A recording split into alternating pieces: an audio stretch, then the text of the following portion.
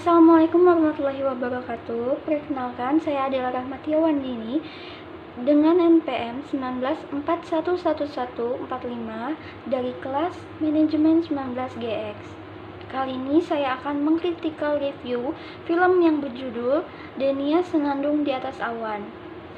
Denia Senandung di Atas Awan ini ditulis oleh Jeremias Nyangwen dan Monty Tiwa dan disutradarai oleh John Derantau. Lalu diproduksi pada tahun 2006 yang berdurasikan 110 menit. Film ini mengisahkan sebuah perjalanan hidup seorang anak kecil dalam menggapai cita-cita dan impiannya. Usia anak itu adalah seusia anak yang bersekolah dasar, kira-kira 9-12 tahunan. Ia hidup dalam lingkungan masyarakat suku Borneo, tepatnya di daerah Papua Irian Jaya. Nama anak itu adalah Denias. Ia tergolong seorang anak dari keluarga yang miskin. Meskipun demikian, ia memiliki cita-cita dan impian yang sangat tinggi, yaitu bersekolah di daerah yang tidak ada lembaga sekolah secara resmi dan layak dijadikan sarana belajar dan pembelajaran. Selama itu, ia dan anak-anak kampung lain bersekolah di sebuah honei, yaitu bangunan rumah yang saat itu dijadikan tempat belajar darurat yang kondisinya sangat memprihatinkan. Denias merupakan seorang anak yang pandai, cekatan, berbakti kepada orang tua, serta terobsesi tinggi untuk belajar. Di sekolah dan di lingkungan bermain, ia memiliki seorang teman yang selalu mencuranginya dan berbuat tidak baik kepadanya. Dia adalah Noel. Suatu ketika saat di lingkungan sekolah, mereka sempat berkelahi. Hal itu disebabkan oleh Noel yang bersikap curang saat bermain. Sebagai anak orang miskin, Denias berani melawan siapapun demi kebenaran. Dia tidak peduli dengan siapa ia berhadapan. Hal itu ia tunjukkan kepada Noel, yang notabene adalah anak dari seorang kepala suku yang bermartabat tinggi dan diyakini memiliki kekuatan supranatural di kampungnya. Pada mulanya Denias dan teman-temannya di honei tersebut diajarkan oleh seorang guru yang berasal dari Jawa. Ia terlihat cerdas dibandingkan dengan teman-temannya yang lain. Ia rajin bersekolah. Ia rajin dalam bersekolah. Bersekolahnya Denias itu tidak cukup lama karena istri guru tersebut sakit keras di Jawa, yang akhirnya mengharuskan dia untuk pulang ke Jawa. Honei itu pun sekarang sepi, bersekolah lagi. Denias bingung harus kemana lagi ia akan bersekolah. Ia kemudian menemui seorang tentara Republik Indonesia yang bernama Pak Leo. Itu panggilan yang dilakukan oleh Denias kepada tentara itu. Sebenarnya namanya bukan Pak Leo, yang benar adalah Ma Leo, yaitu suatu nama untuk salah satu pasukan khusus TNI yang ditugaskan di Kepulauan Irian Jaya. Pasukan itu terdiri dari cukup banyak orang, namun yang ditugaskan di daerah Denias hanya satu orang itu saja. Denias kemudian mencurahkan isi hatinya yang merasa kalut sebab tidak dapat bersekolah lagi. Mendengarkan keluh kesah tersebut, Pak Leo pun hatinya tersentuh. Ia kemudian memutuskan diri untuk mengajarkan Denias dan teman-temannya di honei itu.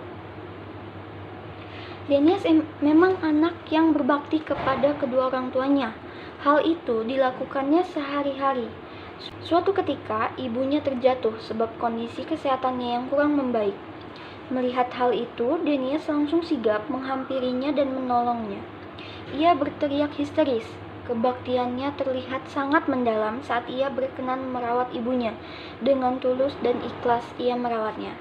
Saat itu, Denias tiba-tiba dipanggil oleh beberapa orang temannya. Denias dipanggil dan rencananya diajak berburu ke hutan, lalu dipaksa ikut oleh teman-temannya. Ia bingung, ia berada dalam sebuah dilema antara merawat ibunya dengan paksaan teman-temannya. Melihat ibunya yang sedang tertidur pulas, rasa solidaritas muncul. Ia kemudian bersedia berburu ke hutan bersama teman-temannya. Namun sungguh naas, Ia lupa bahwa sebelum berangkat berburu, ia menggantungkan bajunya di atas perapian dekat ibunya yang sedang tertidur.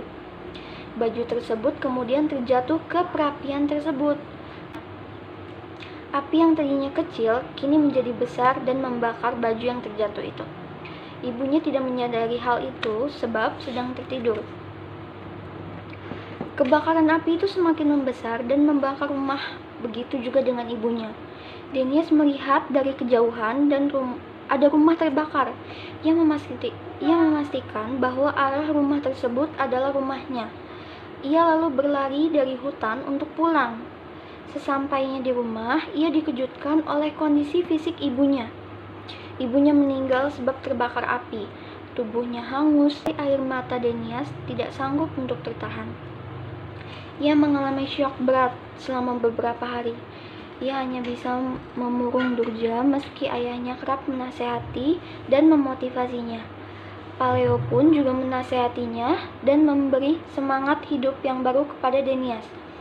Akhirnya ia pun dapat menikmati hari-harinya dengan ceria lagi dan bersekolah kembali. Denias kembali belajar bersama-sama dengan teman-temannya. Ia bersemangat, tapi semangatnya itu tidak didukung oleh orang tuanya. Ia kerap dilarang untuk bersekolah. Ia disuruh membantu bapaknya di rumah. Dalam kondisi semacam itu, semangatnya tidak kunjung padam. Ia bersekolah dengan sembunyi-sembunyi dari bapaknya. Tidak lama kemudian, Hone itu roboh dan hancur oleh gempa bumi.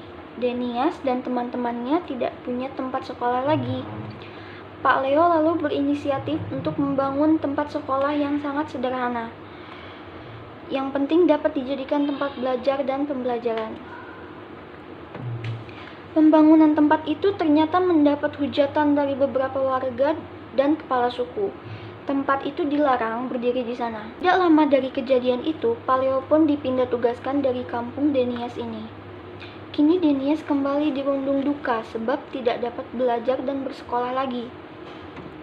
Dalam kondisi semacam itu, Denias terobsesi oleh kata-kata Paleo bahwa di balik gunung ada tempat sekolah.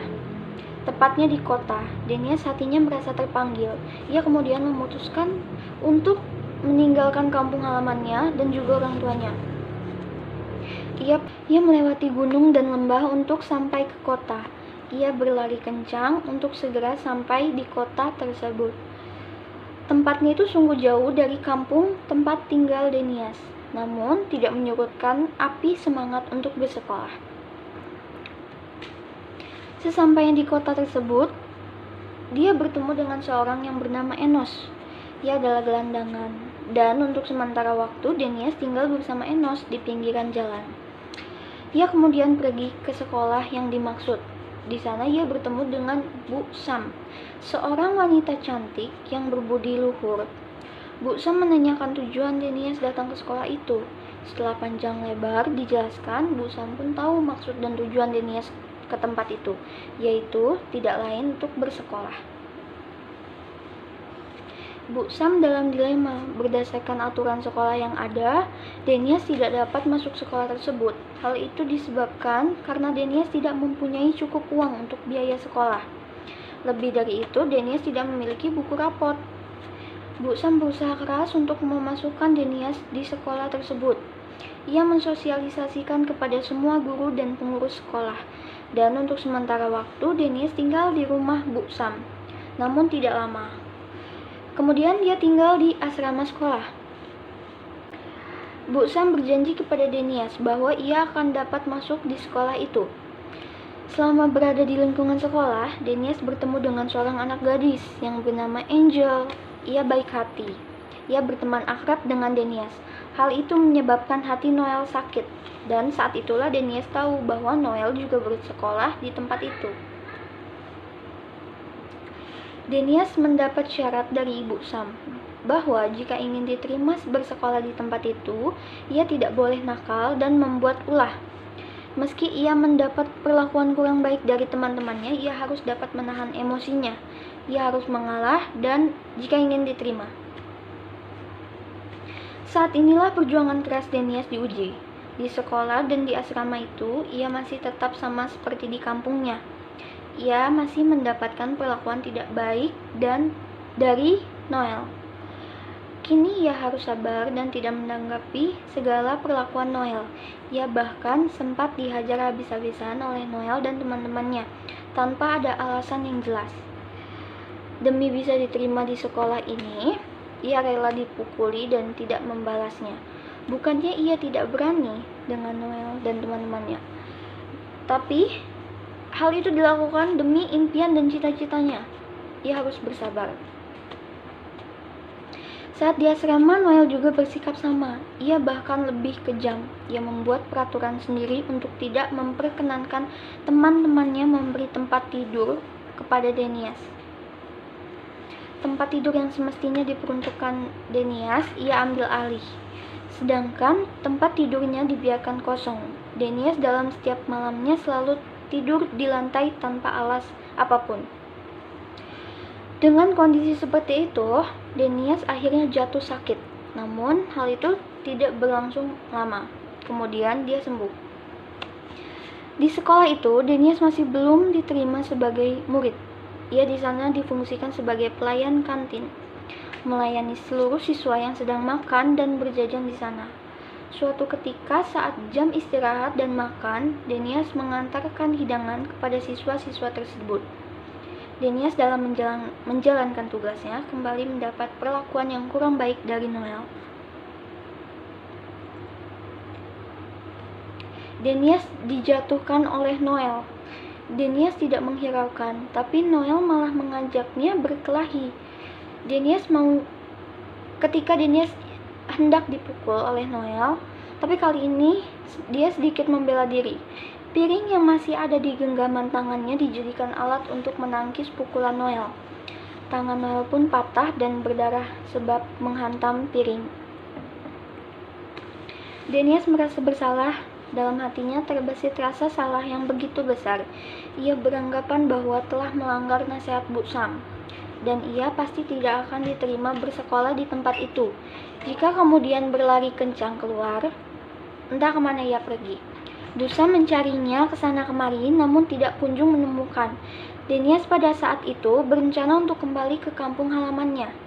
Ia putus asa. Ia merasa bahwa impian dan cita-citanya untuk bersekolah kini telah pupus oleh satu kesalahan yang dia lakukan. Denias adalah anak yang berbudi baik. Ia tidak lupa dengan orang yang menolongnya. Dalam kepedihan hati dan keputusannya, ia masih menyempatkan diri berpamitan kepada Bu Sam. Ia berpamit untuk pulang ke kampung halamannya. Saat itulah Denias mendapatkan kabar gembira dari Bu Sam bahwa ia diterima bersekolah di tempat itu. Hati Denias berbunga-bunga. Impian dan cita-citanya kini tercapai juga. Ia pun mengurungkan niat untuk pulang ke kampung halamannya. Ia bersekolah dan memulai mengukir masa depannya. Denias menari di atas awan. Amanat yang disampaikan dari film ini banyak sekali. Salah satunya yaitu memberikan semangat yang luar biasa dari seorang anak di pedalaman Papua untuk sekolah kepada kita. Semangat juang yang tinggi untuk mendapatkan pendidikan yang baik. Bekerja keras dan memberikan semangat untuk memperjuangkan apa yang kita inginkan. Dalam film ini memunculkan banyak sekali nilai moral. Sikap Denias meminta izin kepada ibunya untuk bermain, yang mengajarkan sikap sopan kepada orang tua, menghargai ibu sebagai orang tua, tidak langsung pergi ketika orang tua sedang berbicara. Hal tersebut bisa mengajarkan anak untuk berbudi baik. Nilai pendidikan budaya digambarkan sutradara melalui budaya yang dijunjung tinggi oleh masyarakat. Dalam film tersebut adalah budaya di Papua. Tokoh Denias dalam film tersebut diceritakan sebagai salah seorang anak yang berasal dari suku pedalaman Papua, seperti upacara pemasangan koteka, dan lain-lain. Nilai religius digambarkan salah satunya pada saat adegan Ibu Gembala mengajarkan kepada Denias untuk berserah diri kepada Tuhan dengan cara berdoa agar keinginan bisa terkabul.